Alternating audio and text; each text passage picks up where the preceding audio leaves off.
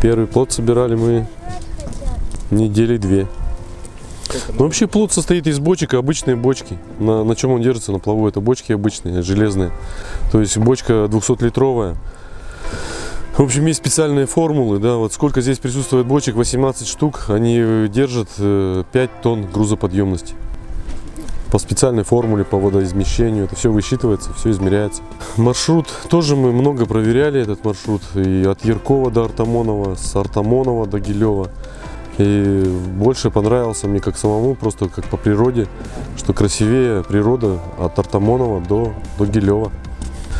Ну, продолжительность это самый минимум, это 2 суток, потому что по-другому никак, а максимум месяц, 2, 3, 4 до Северного Ледовитого океана.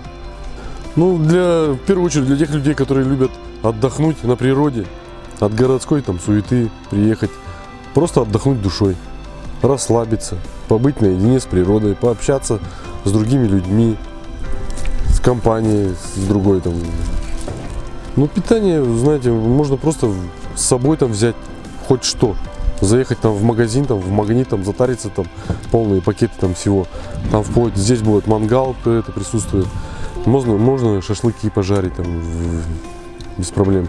А так, если кто-то не хочет таким вот, ну, просто там заморачиваться там с едой, у нас есть сухпаи, которые там, ну, хватает его, то есть на сутки. Ну, вообще мы баню планируем ее делать на берегу. То есть приехали на стоянку, где будет отдых, рыбалка происходить, то есть там другие всякие разные развлечения, какие угодно там для души. И там и будет баня присутствовать.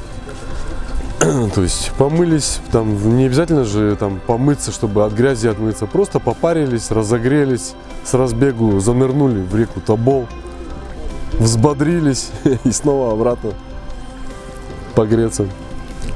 Приезжайте, здесь здорово, вы не пожалеете, это точно.